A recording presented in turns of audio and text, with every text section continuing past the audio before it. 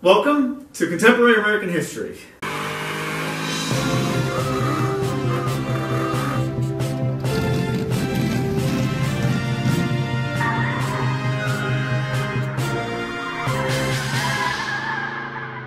I'm just kidding. Not Contemporary American History. This is my little home away from home. This is where I like to go to relax. I've been watching a lot of those YouTube shows lately, such as Vice Grip Garage and Junkyard Digs, Thunderhead 289, and I really enjoy watching them. I do the same thing myself, except for I don't normally record. I figured I would start recording. They just did this event, this 2.4 hours of the mullets. That was open to like mostly YouTube personalities and automotive industry folks. I want to be one of those people. I would like to do that next year. So the best way to do it, I need to start my own little YouTube channel, so here we are. My name is Chris. I don't actually have a name for the channel yet, but I will come up with something. In the interim, we've been working on a couple of project cars lately. We just finished with an engine swap in a 1970 Cougar. I'll feature that in the channel a little bit more later on. Right now we're working on a 69 Lincoln. Suicide doors. Beautiful car. First year for the 460. You know, suicide door. Oh, wow! I absolutely love the car. I bought it years ago and it's mostly been sitting. I had problems with the power windows. All 4 power window motors were shot. And when I say shot, I don't know what happened, but one of them, you know, normally you would have like bushings inside those motors. I think it was like a number 8 nut fell out in place of the bushing. So someone had done some creative repairs over the years.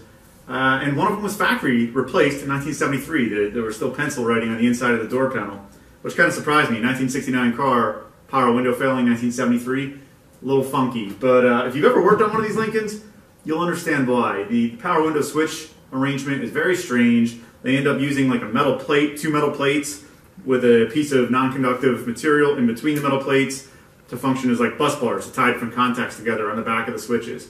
It's a mess. Ultimately, I replaced the switches. I replaced all 4 power window motors. There's actually 6. These are electric. I did not want to put the time into getting those functional, not yet. So these don't work. I did test them. Electrically, they do work. I just don't have switches hooked up for them. All 4 main windows do work at this point. So my goal is to get this thing drivable so we can enjoy it come spring. It doesn't need a whole lot to be drivable. I've kind of come up with a formula that's worked well in the past. I did it with that 1970 Cougar maybe 7 or 8 years ago. I'll pop a few pictures up. All I did, when I bought the Cougar, it didn't really run. I just repaired the carburetors, retuned it. I bought an ignition system, you know, the distributor, coil, wires, plugs, doing the, you know, the eBay distributors, and that worked actually very well.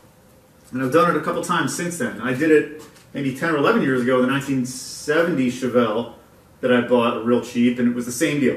You know, I had to rebuild the carburetor. I bought the cheap electronic distributor and coil and plug wire package off of eBay. And I popped it all together, and the Chevelle ran great for a long time. That Cougar ran great for a long time until this year I had a freeze plug start to weep. And I can't think of a better reason to replace a tired 302 with a built 351. So that's what happened with the Cougar. So anyways, back to this.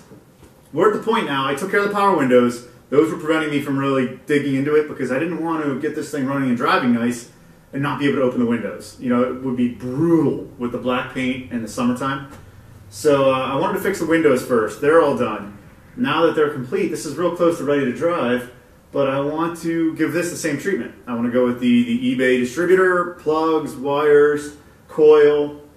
I want to replace the radiator. That was something I left out. I've always replaced the radiators with eBay radiators. It's just, you know, quicker, long term, to just do it now up front. So I'll put a new radiator in and the thermostat. While I'm at it, thermostat and coolant hoses. There it is. That's quite a bit of grime. And last night I got working on this without the cameras rolling. I pulled the, there was only 1 belt left. The alternator belts had already snapped. This is why I put the new radiator in, because you know what would happen. If I didn't put the radiator, I'd get it all buttoned up and go driving. In about 10 miles, I'd have to replace the radiator. The alternator, I had worked on that maybe a year ago, maybe a year and a half ago. And the bolt that holds the alternator in place had stripped out. So I temporarily had a bolt that I had just set in there. This. that I was able to put tension on the alternator with it just by moving this back and forth. But ultimately, you know, the alternator is pretty tired. I'm sick of that whole setup. I'm just going to replace the alternator. Oh, that's another thing I do. My little formula. New one-wire alternator. So you know what? Let me put a checklist here. We go with new alternator, one wire, new coolant hoses, new radiator, distributor, wires, plugs, coil. That's our checklist. Oh, and the carburetor typically needs something to be done. This particular carburetor runs great. I took it off a boat that I had bought years ago, and that boat was a sad story. It didn't work out. The big lock from it, though, is still right here in the shop. One of these days, I'm going to use it.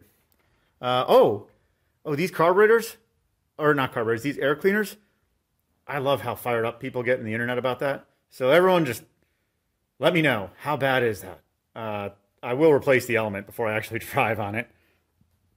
The engine itself looks pretty tired. I guess it has like 130,000 miles or something, maybe 230. I don't even know. Runs like a top though. You know those Lexus commercials where they set the champagne flute glasses on the engine? I'll do that later. So some other items of interest with this engine. Take a look at the thermostat housing, right? Look at how you have like a vacuum temperature actuated switch that switches your vacuum going to your vacuum advance. That's where that hose actually goes to. I'm going to get rid of all of that, clean up all these hoses. I'm just going to simplify it. You know, just follow the rules, just follow the KISS rule.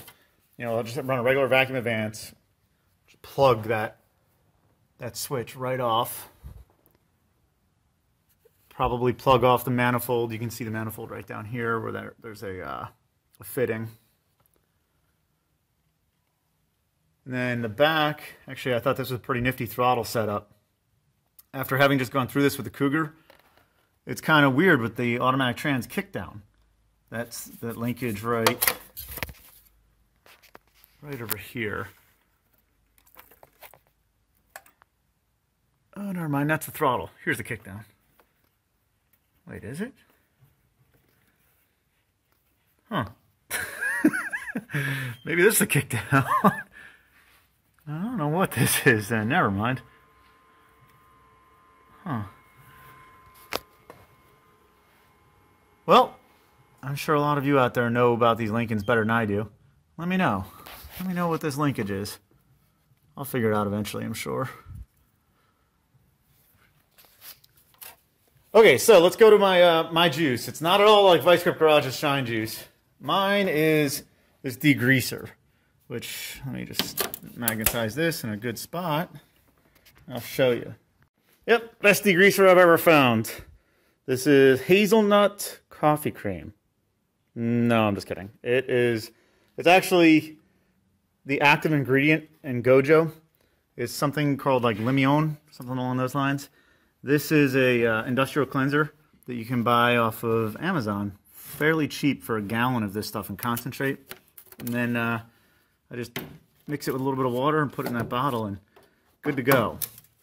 To give you an idea how bad this grime is, I actually used an entire bottle of carb cleaner on it last night just to see if it would even put a dent in it. And as you can see, it did not. There we go. There's a good angle. So we'll spray up a little bit of this. Yeah, this is pretty grimy. Very, very caked on. Years and years of oil and stuff like that. I can actually smell, it smells like Gojo.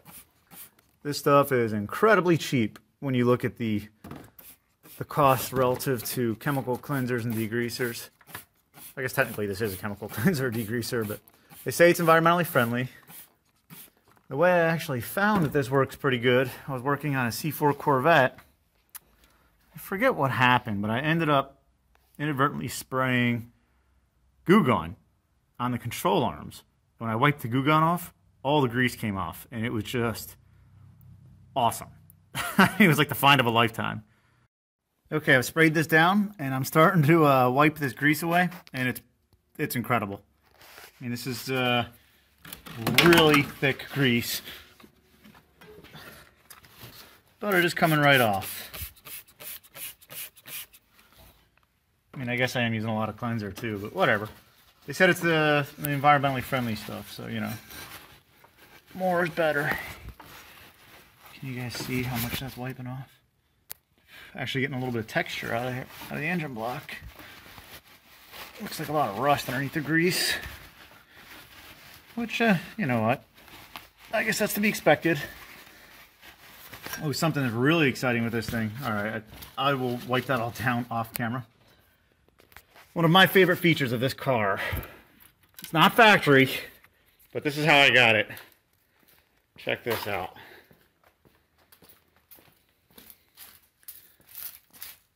How is that for a hitch? I'm not sure what the people that used to own this towed, but this hitch is awesome. I mean, I've put my weight on it many times just to see, you know, what it might be rated for weight-wise, and tongue weight, you know, around 180 pounds, didn't seem to have any problems at all. Body in the car is a little rough, but, you know, it's not too bad.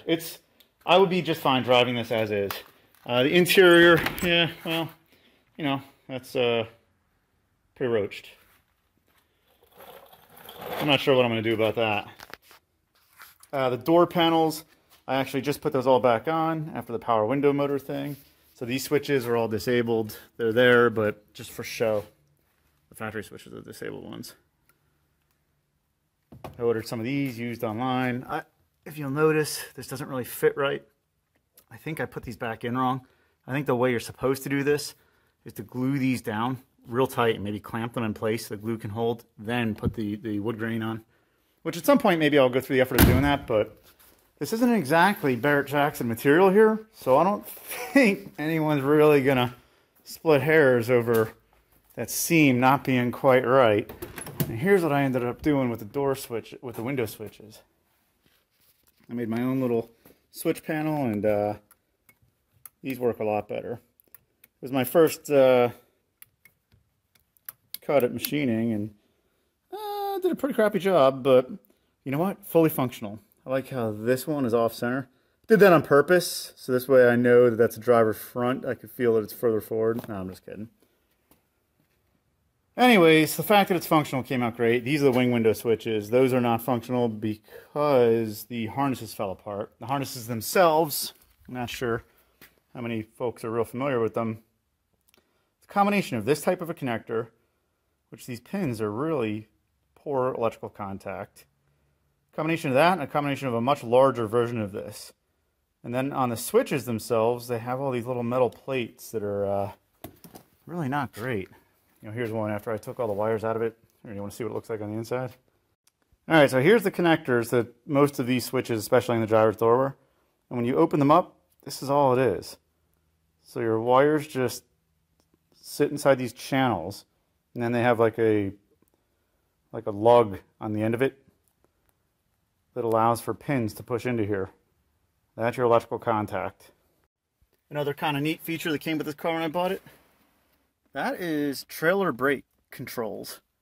So whatever they used to trailer with this, it was pretty big, pretty heavy. Pretty awesome. Let's see, the odometer is showing 5,925. Probably 205,000. But still an awesome car. I love it. The guy I bought it from was going to ultimately take this engine and put it in a 5.0 Mustang for a race car. And I bought it, and I'm not exactly going to restore it, but I'll get it back on the road, and I'm going to drive it and love it. And the fact that it has that big hitch, I'm going to use that to haul toys, you know. I already have like a relatively small trailer that I can haul my motorcycle with, or whatever else, you know. I just think this would be an awesome tow vehicle. Not to mention, it'd just be fun in general to drive this thing. Very cool car. Alright, back to the engine work. Okay, so we've wiped that down a little bit. That's quite a difference. I mean, I know it's not exactly perfect, but a huge improvement. And the reason I did that is because it's kind of a pain when every time you touch the car you get covered in a ton of grease. And we're getting ready to pull that alternator out. So when I pull that, you know, I want to try and minimize how much grease I'm caught on. Plus, you know, with it all disassembled, now's a good time to just clean it, just for practice. General practice. Now I noticed there's there is something cast into the block there. It looks like 8J16V. I did take a quick look. I don't know what that is, but that is not, doesn't match the VIN. So whatever it is, I don't know. Let me know down in the comments. All right, next up, we'll put this up on ramps, and we'll drain the radiator so we can get the radiator out and the alternator out. I don't have to pull the radiator to get the alternator out. It's just that I ordered the new radiator to follow the equation we were talking about earlier. You know, new radiator, new hoses, new alternator, one wire. Get rid of the voltage regulator, which is actually over here and exposed. So if I had to guess, that's probably seen better days. Probably doesn't work. See a couple bare wires over there too. So that's probably something interesting. Yeah, so anyways, the equation, right? New alternator, radiator, carburetor or carburetor rebuild, fuel filter, fuel line. I've already done the filter and line. I didn't do a very good job, but it's done. Distributor, the electronic one with new plugs and wires and new coil. Brakes, oh, I already did the new master cylinder. I did that a long time ago. They do still need to be bled though. They're good enough to stop it though. All right, ramps. Okay, now we'll put this up on ramps, so this way we can drain the radiator, remove the alternator, remove the radiator. Your first chance to get to hear it run in all its glory.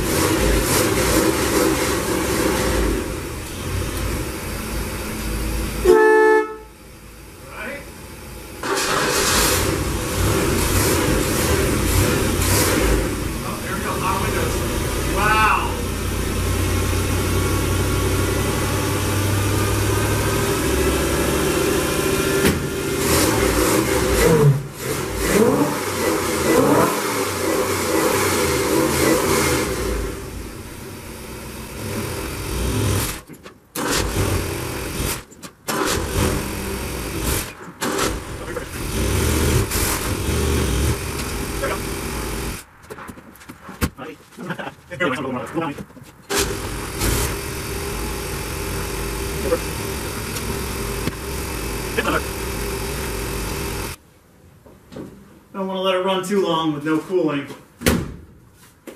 Some of you may be curious about the blue smoke. That's my winterization technique. It actually works pretty good. I think the last time I put gas in this was around 4 years ago, maybe 5 years ago. And I put a little 2-cycle oil in it to help prevent the carburetor from corroding on the inside. I haven't actually opened the carburetor. I have no idea if that works. But it sure sounds like a good idea. So what we're going to do today is we're waiting for parts to come in. You know, we've got our radiator, distributor, plugs, wires, alternator, belts, and radiator hoses, and thermostat all on the way. Some of it is trickling in, but it's not all here yet. And I feel like working on this, so I'm going to pull the valve covers, clean those up, and paint them, because ratty valve covers just scream shame on me. So I'm not sure what we have here, but I did pull a passenger side valve cover. Everything looks pretty good, but I found something in the oil. I don't know if that's gasket material. It kind of feels like plastic or graphite or something, and it's real like sludgy. I found it right here. And well, I mean, I'm gonna clean all that stuff out. I mean, I can't see the point in trying to run this with loose particles in there that are gonna get sucked down into the oil system. Kind of bizarre, but other than that, everything looks pretty good underneath here, you know? I mean, looks fairly original. I don't see anything loose or broken or anything like that. I was half expecting to find like massive amounts of sludge. I really, you know, it's not spotless, but it's not awful either. I mean, it looks like whoever owned it did do their maintenance. Smells like old oil.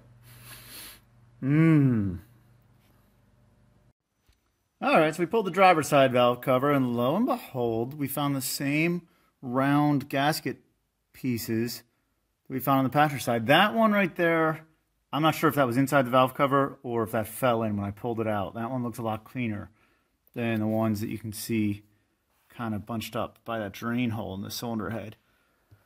And the rear of it looks the same way. So what I'm thinking we have going on here, we're having parts of the valve seals probably disintegrated. And remember how when I was putting this on the ramps, I told everyone, hey, don't worry about that blue smoke. That's just me and my 2-cycle oil. I use that to preserve the inside of the carburetors and the fuel system. Well, some of that blue smoke might have been my little preservative system, but I think the rest of it might be because those gaskets or seals have failed. And the right thing to do probably would be to remove the heads and have them redone. But I think it'll run just fine as is. On top of it, we do have a mosquito problem. The novel virus is always a concern. The blue smoke will help. I'm going to do my part and help contribute by trying to eliminate mosquitoes with a little blue smoke. Alright, so I pulled the valve covers, and I've decided that before I get working on these with a wire brush, I might as well bring these out to the parts washer and clean them up a little bit. This is the same stuff I was using before. Oops. Oh, pro tip. Bottle starts to get a little bit low and it's not actually catching a prime. Just squeeze the bottle at the same time that you are squirting. So, there we go. Hey, primed. Nice, right? Nice. All right, I'll go ahead and spray these down and clean them off, and then I'm going to go ahead and wire brush these and paint them. Just nothing fancy. I can't stand having filthy valve covers on an engine. You know, it just screams like lazy. That's just not for me. Not at CC Top Solutions. Definitely not. Okay, I'll talk to you guys in a minute. Alright, so I pulled the spark plugs out of the Lincoln. Anybody here want to do some light reading? Sounds like a good idea to me too. So basically these don't look that bad. I mean, it looks to me like they have some oil on them, and well, I think the summary of this book is that's one tired 460, but it's going to run like a champ once I put it together with all new plugs and wires and the whole nine. I'll put a still picture here so this way you guys get a better idea of the condition on these things, but they all look the same. You know, nothing too crazy, no heavy corrosion. Actually, they look better than I thought they would. They are all dark with oil though. Alright, so we got some parts in for the Lincoln. What we're going to do, because we did not receive all of our parts yet, we're going to put as many of them into the car today as we can. We've got the radiator, distributor, plug wires, and alternator, and coil, and terminal boards. Now what I'm going to do with the terminal boards, I'll show it to you when it's done, but right down here where the voltage regulator is, I'm going to end up putting 3 terminal boards. One would be battery positive, one would be battery negative, the other one would be keyed ignition. I do that with a lot of my cars just for convenience. You know, later on down the road if I want to add a stereo or tachometer or whatever, I have access to those parts. But I'm guessing later today this engine bay is going to look quite a bit better than it does right now. Unfortunately, the valve cover gaskets, thermostat gasket have not showed up yet, so I can't do those. Neither have the spark plugs. They should get in soon though, next weekend at the latest. Now here's our parts that did show up. The valve covers, finished painting those yesterday. They came out real nice. Very happy with the result. Although I think I did get the wrong color blue. That's Ford dark blue. I think maybe I wanted Ford medium blue. And there's our eBay ignition system. Our thermostat, but without the gasket. That doesn't do us a whole lot of good. There's the terminal boards I was talking about. Radiator hoses, that's great. You know, I can put those in, but I'm not going to put any coolant in the system until I get the thermostat gasket. And our one-wire alternator, that's also great. I can pop that in, but the belts didn't show up yet. So I'll get most of it in. Oh, and then the radiator itself. I'll get most of it in, but not all of it. All right, so we got our old radiator out, and we have our brand new radiator, which, you know, when I bought it, it said that it was not for this car. It said it was for, I think, a 70 Galaxy with a 429. And you can see the transmission cooling lines are in slightly different locations, as is that bottom radiator hose.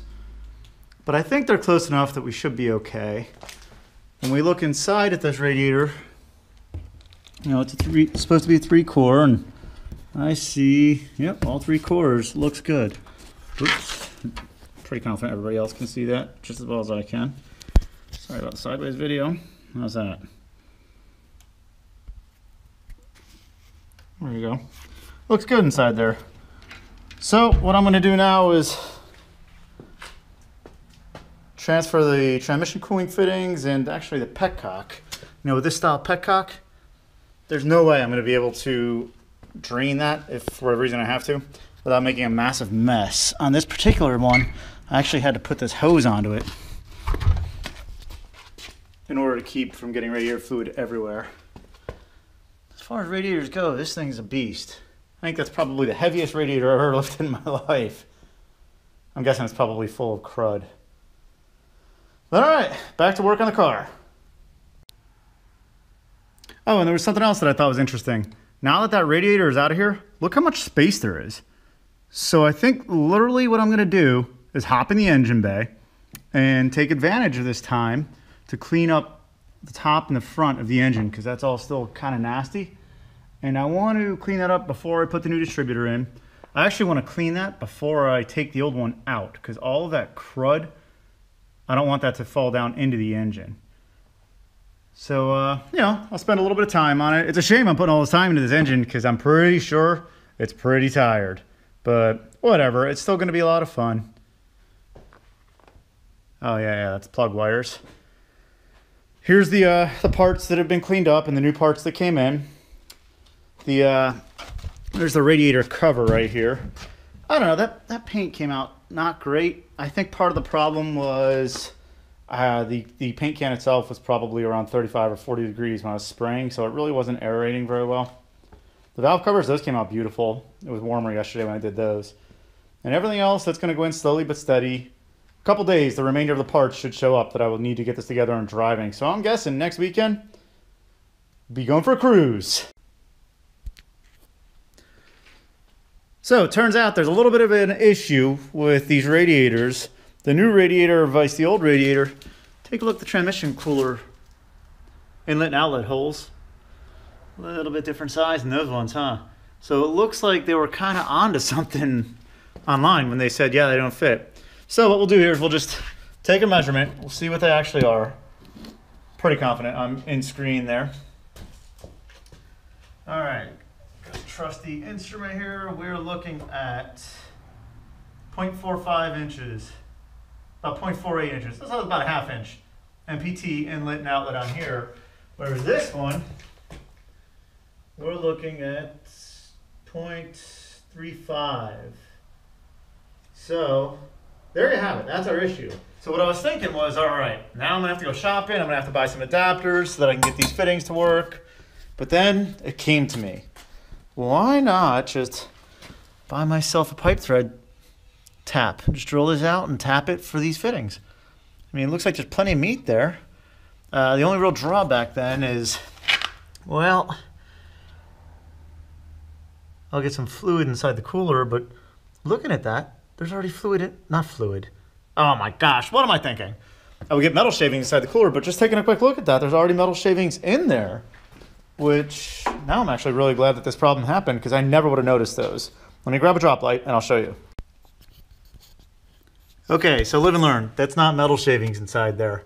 I guess that's just whatever the cooler is. I guess that's a heat exchanger inside there. Okay, all right, so I feel better about that. And I also, I'm really glad I looked at that because if I had drilled and tapped this, I might have gone right through that. So I'm gonna have to be careful about how I do this. But I think there's enough meat there. I think I can do this without damaging anything. Hope so. So I get to looking at these radiators after I was doing a little bit of cleaning, and I just decided to do one more check on the measurement for the width to make sure they would fit. I thought it was a no-brainer. I thought there'd be no problem. But if you take a look at the new one, that's pretty much a rectangle. You know, you do have a little bit of a taper down here in the bottom, but I don't see that making much of a difference. If you look at the old Continental radiator, look at this thing. It's tapered on both sides. It tapers in. So at the bottom, it's significantly narrower than at the top. Well, I didn't really realize that. So, you know, when I went and measured with a measuring tape after I bought this new radiator, I found out that it wasn't going to fit. So I got to looking, you know, all right, we have a problem. Let's come up with a solution, right? CC Top Solutions, that's the name. So here's what I saw. This might be kind of hard to see. Let me grab a drop light. But basically there's a bracket inside there on the passenger side of the radiator. It's right here. I didn't loosen mine up. Somebody else loosened it up at some point, I guess. Either that or it's just old and like that. Okay, now you can see it much better. There's that bracket that I guess sat on the passenger side of the radiator and made for, I guess, a stronger seal so that all the air would be forced through the radiator and the AC evaporator, I guess is what that is. But ultimately, I'm going to take that out. I am going to leave the air conditioning components. I'm actually hoping to kind of try and charge them. Right now, while I have access over there to that voltage regulator, since I'm switching to a one-wire alternator, and I do see exposed wires just disconnected and hanging, not to mention the voltage regulator itself is open, I intend to remove all of that and replace it with terminal boards for my keyed positive and negative. So it'd be 3 small terminal boards for all my future growth stuff. For example, if I want to add KC highlights or something like that. Sounds crazy, but it's not. It's an awesome idea. You all know it. There we go. The engine cleaned up a little bit. That did take quite some time to clean it that far, and it's still pretty nasty. I was surprised. I literally think I took like over a ½ pound of just grime and grease off of that engine. It was bad. Look at this. Somebody has nicely marked the... I think this is kind of neat. The harmonic damper / pulley. I've never seen it all as one assembly before, but that's what this car has. They've marked it at 10 degrees before top dead center, 10 degrees advance. That is the factory setting, which this is a factory engine, so that makes perfect sense to me. And what I'm doing is I'm about to pull the distributor, so I can put our nice brand new unit in. So I verified that that 10 degrees is correct by sticking my finger in the #1 spark plug hole, while I hand crank the engine, just using a 15/16 wrench on the harmonic damper bolt, and I could feel the air blowing out of #1 cylinder. And when I reached the 10 degree mark, I went ahead up here, took a look at the distributor, which direction is the rotor pointing, and it's going right towards that fitting. So what I'm going to do, and I did check it on the cap, that is aligned with the #1 plug wire. So what I'm going to do is just pop this distributor out, pop the next one in the exact same spot, and then land all my plug wires in the correct firing order, which conveniently is located right there on the intake for us. 154263778. Better than 8675309, right? So that's where we are. Oh, and actually while I'm up here, I'm gonna pull the thermostat housing, which, by the way, for reference, everybody take a look inside that thermostat housing. That's the correct orientation for the thermostat. So we got the thermostat housing off. There's our thermostat, so everyone can see the correct orientation. And what I wanna show you guys is I'm still sitting at 10 degrees before top dead center, 10 degrees advance. And note how we have our orientation here with our rotor just about to connect with that magnetic pickup. So there you go, we're at about 10 degrees. And you know, if I rotate this, you can see, you know, advance versus retard. I leave that pretty much dialed right in there. And there we go, we're basically sitting on 10 degrees. And I'm looking at our clearances right here for our distributor. It looks like we do have plenty of room if we need to do some fine adjustment in the timing, so that's all good. You might also note, wow, look how much I cleaned up that intake, huh? I know, some of you might think I just repainted it, but nope, that was a little elbow grease. Okay, we should be good to go. I ended up putting a new distributor in, and lo and behold, long story short, the timing light must have some sort of a feature where it will not strobe below a certain RPM. So that's why it was strobing on the coil and not on the plug wires. I had spark all along. It looks like I just didn't crank it long enough. Shame on me for being impatient, but just a second ago it made some noise. So now I have the cameras rolling. We'll make it make some noise again, and we're going to open the door so we don't smoke ourselves out here too badly.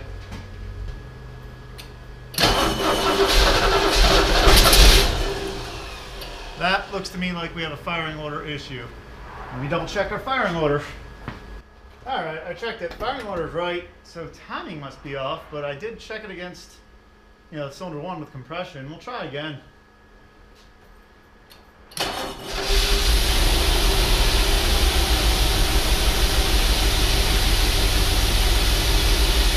Wow.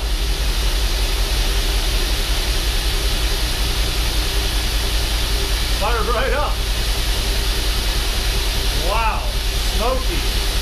Try to give you guys a nice bird's eye view. Wow, that's a lot of smoke. Much more than it used to have.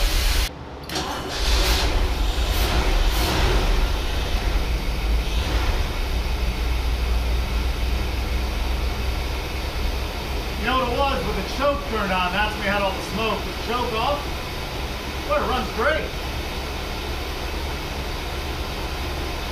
Oh, much better. I was a little concerned at first. That was a little embarrassing, you know? Not only that, you know how bad that smoke smells? I'm wearing Dracar. I don't want to drown that out with that smoke smell. All right, here it is. Here's how it came out. Yeah, no idiot lights. Charging system is probably good. Oh, it's actually getting warm.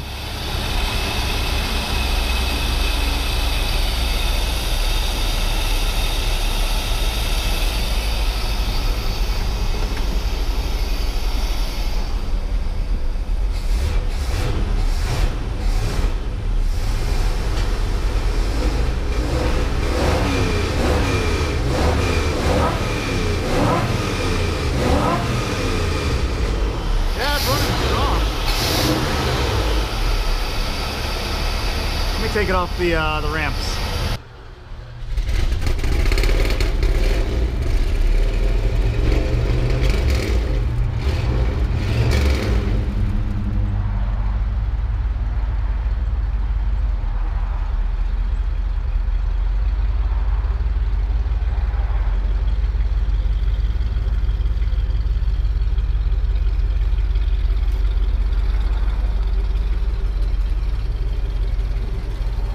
Time to go for a spin, warm it up a little bit. Looks like we got a sticky float in the carburetor. That's what's causing it to start hard, but whoop. It's okay though, we'll clear it up. Ranger seating. All right, we'll take it for a little yard driving to try and get it up to temperature, make sure everything's okay. You guys want to come with me? Here, come on. Hop in. Okay, here we go. Hope everyone can see.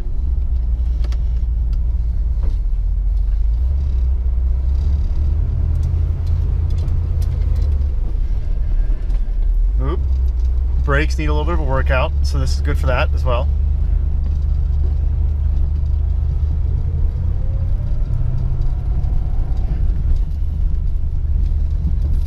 It's driving nicely.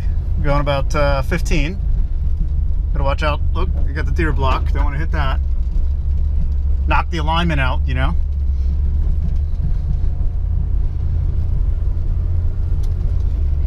Oh, yep. Brakes are kind of working. I mean, it does stop.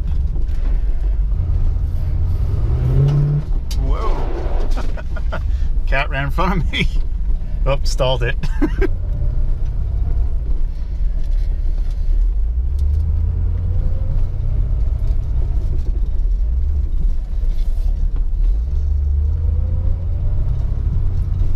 Oh, it's definitely up to temperature. All right, let me stop this and see how the outside looks. The engine bay, see if we're leaking anything.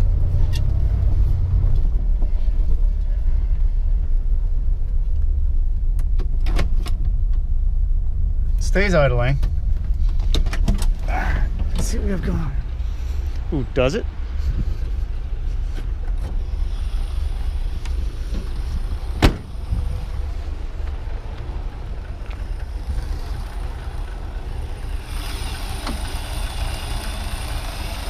Yep, stays idling. Oh, I never hooked up our vacuum advance. When we hook that up, it'll run way better. Geez, even without it, it was that strong. Much better. No leaks. Running smooth. All right, let me keep driving it, but I think it's 100% up to temperature. Yeah, our hose is hot.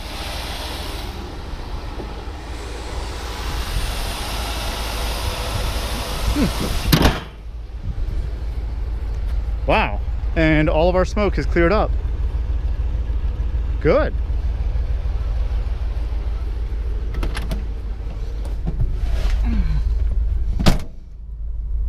Now the only smoke we have is the smoke in here.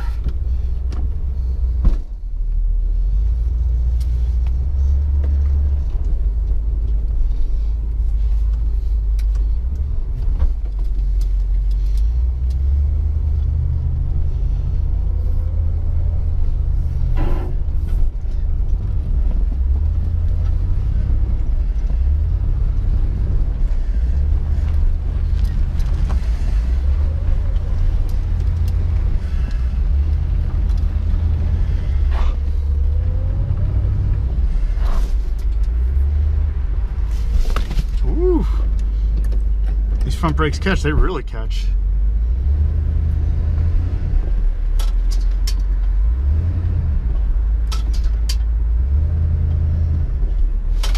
Great. We've got brakes. All right, here we are, finished product. Everything came out pretty good. I did some very bad troubleshooting with the distributor and the ignition system. It turned out it looked like it was a carburetor issue, basically flooding the engine the entire time. I noticed the primary floats, after I'd stopped cranking, fuel would keep dumping out of those floats. So I was just continually flooding the engine, didn't realize it. I just drove it around the yard a bit, and it looks like the floats are no longer sticking. So problem fixed. Now we have a problem with our heater core. There's the windows, you can see they're not doing too great. So I'm gonna end up bypassing that, but for the time being, this is basically a success. I need to do a little bit more work on the brakes. They are catching, but they need to be bled, which I think we all know how that goes. You start to bleed them, and all of a sudden, you're into doing lines and hoses and things like that. And if I had to guess, I'm sure the pads aren't in exactly great shape either. But there we go. One 460 Lincoln, back to life. Running and driving great. Surprisingly powerful for a 5,000-pound car. Moves right along. Well, this is the conclusion of our first ever episode here at CC Top Solutions. I'd like to thank you all for viewing. I hope all of you enjoyed viewing it as much as I enjoyed making it. We intend to continue making episodes, hopefully rolling out one episode every month or two. In the future, they're going to be shorter. I'm going to try and get these episode lengths down to about 20 minutes. We are also in the future going to start selling swag, such as t-shirts and koozies. Our next episode is going to be the repair of the FX3 selective ride control suspension for a 1993 Corvette. And the episode after that is either going to be a heater core in a 1969 Lincoln Continental or the clutch in a 1966 Mustang. I'm leaning more towards the clutch in the Mustang, but we'll see. And as we're signing off, let's just do one last tour of the engine bay so everyone can see how it turned out. While you're looking in there, anyone that has any ideas about or any experience with doing the heater cores in these, please, leave any feedback or information in the comments section. I'd appreciate that, because I will be doing a heater core in here sometime in the not so distant future. You can see all the work that we did, how it all turned out, no leaks anywhere. There's our one-wire alternator tucked way down in here.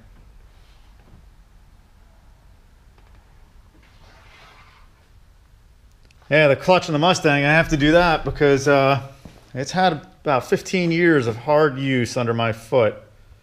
And now it's reached a point where when I let that clutch pedal out, even if I sidestep it, the clutch kind of slowly engages and slips and burns, and it's just not a pretty sight. So I plan on replacing that with one of those 10, I forget the details of it. That'll be for a future episode, you'll see. The FX3 selective ride control in the 93 Corvette. Any of you who have never driven a 93 Corvette with the FX3 ride control and the Z07 suspension, it is so choice. With that, thank you very much. You guys have a great one.